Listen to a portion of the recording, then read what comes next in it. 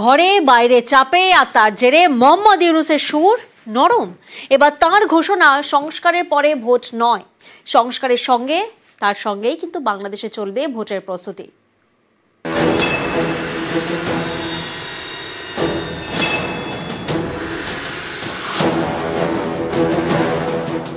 এতদিন বারবার বুঝিয়েছেন বাংলাদেশ ভোটের এখনো দেরি আছে। আমি সকল প্রধান সংস্কারগুলো সম্পন্ন করে নির্বাচন আয়োজন করার ব্যাপারে বরাবর আপনাদের কাছে আবেদন জানিয়ে এসেছি। ঘরে বাইরে চাপের মুখে পড়ে মোহাম্মদ ইউনূসের এখন সুর নরম।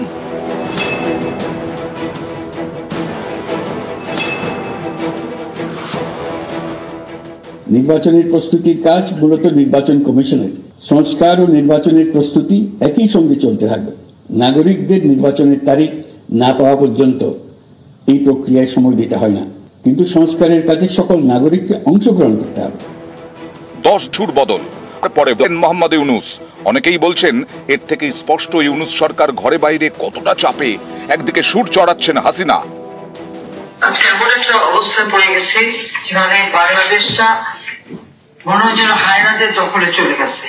দেশের মানুষের জীবনের নিরাপত্তা নাই, শান্তি নাই, পেটে খাবার নাই।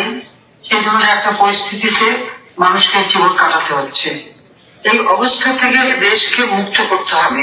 আমরা যে বিশেষ করে আওয়ামী লীগ ক্ষমতা থাকতে বাংলাদেশের মানুষের যে সার্বিক অর্থসামাজিক উন্নতি আমরা করেছিলাম সব ধ্বংস করে দিচ্ছে। আবার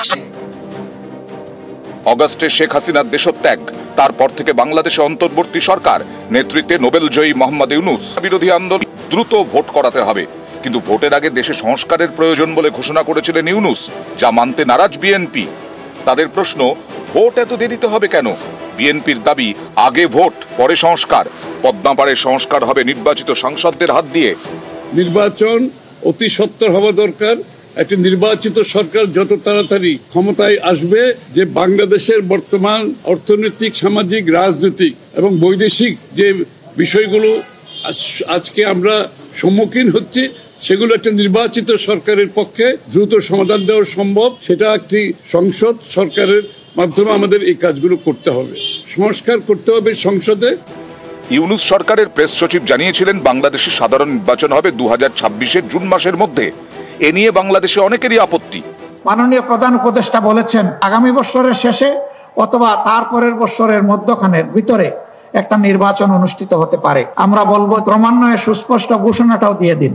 ঘোষণাটা হলে এদেশের মানুষের মধ্যে একটা আস্থা তৈরি হবে যে এই সরকার আবার মঈন ফখরের সরকারের মতো নতুন দল গঠন করে ক্ষমতায় বসার অভিলাষ প্রকাশ করবে না।